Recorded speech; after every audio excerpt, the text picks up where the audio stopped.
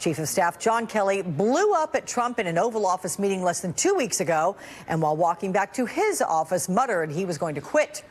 The Washington Post, which reported a similar account of the scene, adds this, quote, Kelly has threatened to resign on multiple occasions. It's sort of a weekly event, one senior White House official quipped, though officials have explained his declarations as more expressions of momentary frustration. Well, the president tweeted that the Washington Post story is not true, just another hit job. Let's bring in Democratic strategist Morris Reed, a partner at Mercury, Republican strategist Lauren Zelt, managing director at FP1 Strategies, and MSNBC political and legal contributor Maya Harris, former senior policy advisor for Hillary Clinton's campaign. Always good to have the three of you on, so we're going to get right into it here. Lauren, you're the one Republican on the panel, so I'm going to start with you. How do you make sense of all of this? Well, I looked at the Washington Post reporting. Despite what the president and others have tweeted, it does seem to be very well sourced. And I think we're seeing a moment here where a lot of Republicans who may, not have really liked the president, he wasn't their choice in the primary, they've been hoping, for the past couple of years that at least he would do a good job of surrounding himself with advisors that could help guide him in the process. And so I think you're seeing some alarm bells go off on the right. If these reports are true, that it's a little bit concerning because, any president needs to be surrounded with good advisors. And if John Kelly is losing his grip, that could be a little bit dangerous, and I think some people are concerned. Well, I got to tell you, there were super high hopes for him when we were all talking about his arrival. I think it was last July. But Morris, I do want to read another part of this Washington Post report. Here's the quote. Kelly neither lurks around the Oval Office nor listens in on as many of the president's calls, even with foreign leaders. He has not been fully consulted on several recent key personnel decisions, and he has lost the trust and support of some of the staff, as well as angered First Lady Melania Trump. When you lose that power, said Leon Panetta, a Democratic former White House chief of staff, you become a virtual White House intern being told where to go and what to do. So, Morris, if that's true, why do you think John Kelly's still there? Well, I think it's reputational at this point. But as you know, Alex, I've been one of the people saying structurally this president needs a different structure for his chief of staff. I was one who said that I thought that Jared should have been the one. If you look at the last three presidents, you look at Obama, he had a good structure, but he also had comfort with Valerie Jarrett. You look at George Bush, he had good structure, but he had comfort with Andy Card and, frankly, Dick Cheney. And Bill Clinton, of course, had Leon Panetta, but he started out with Max McClarty. So I think structurally this was the wrong process for the president. I thought he should have gone with comfort and then surrounded himself with those key advisors as opposed to putting someone that he virtually doesn't know. If you notice, he does better with people that he's most comfortable with. He's able to be candid and speak, frankly, honestly with them, and then they're able to carry out his mission. I just think structurally this never was going to work, and now you have a guy like John Kelly, who is a fabulous American who served us, who is now looking how to exit this way in a graceful manner, unlike what happened to McMaster's. Look, you are the only person, I will say, who's come on my broadcast, and I understand your logic here, big picture, but saying that Jared Kushner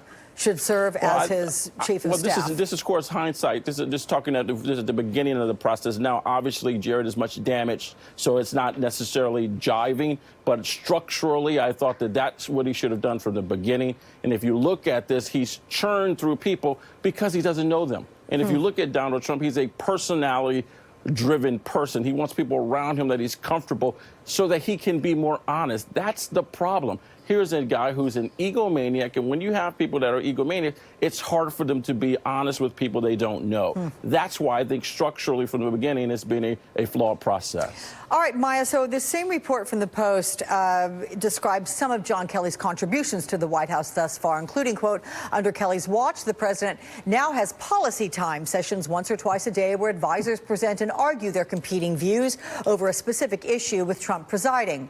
What does this say about how the president views policy making? Well, I think that's the real question here, Alex. I mean, it's kind of ridiculous when you talk about the fact that you have to put policy time on his calendar. What is he doing with the rest of his day? I mean, he has policy time, he has TV, which we call executive time. I mean, it's like snack time. We don't hear a lot from Corker these days, but it sounds like adult daycare is alive and well in the White House, and it's very distressing because it really does, affirm so much of what we've heard about this president. president and his lack of interest in the substance, his lack of knowledge about the substance, and his inability to keep his attention on the key elements of his job. I got to tell you, I had to just chuckle as you were chronicling all these things because it does sound like daycare. And I'm just going to say, you know, for the record, I'm grateful we have not heard about nap time at this point. But Morris, all right, guys, we're going to turn to Scott Pruitt. I'll begin with you, Morris, here. The president certainly doubling down on his support for him, despite all these mounting ethics, all these questions against this EPA chief. Referencing some of those questions, the president was tweeting, rent was about market rate, travel expenses okay, Scott is doing a great job. Why do you, Morris, think the president is willing to dismiss concerns that Scott Pruitt is facing? Well, he speaks directly to his base. If you look at the people that have been ousted, they don't resonate with the president's base. And as you've heard me say consistently on your broadcast and others, this president is 100% focused on reelection. And this is a president that is looking not to expand the base because he cannot. He's looking to suppress the votes. So he wants less people to come to the polls. And the way you do that is by demoralizing the competition and by keeping people like Scott Pruitt. You demoralize people that are on the fence, those 33% of those independents who will maybe or may not vote for him. Instead of voting for him, they may not go and vote this time. So he's speaking squarely to his base. He's always focused on reelection. And this is a guy that helps him with his reelection efforts. But this could be problematic, Maya. The House Oversight Committee has opened this investigation into Scott Pruitt, the condo agreement there with the wife of an energy lobbyist. How do you see this one playing out? Well, it's about time that Republicans really stand up and do something about some of what we've seen in terms of completely inappropriate and unprecedented behavior in this administration. I mean, you look at, it's not just Pruitt. I mean, you know, Pruitt is at the end of a long line of people who've had ethical issues. And up till now, we have seen Republicans simply turn the other way. So I think it's an important step to actually investigate this.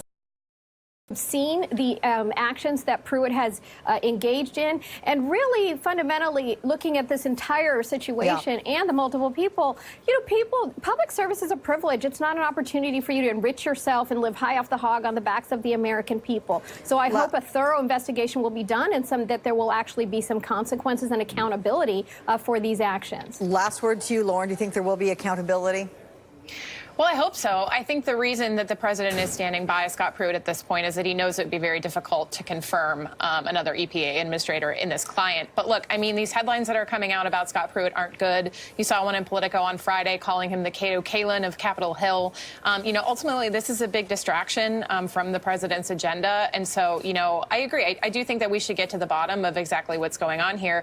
But I think you aren't seeing more Republicans come out against him because of the political reality. All right. I want to thank you all so much. Morris, Lauren, Maya. Good to see all three of you. Have a great Sunday afternoon.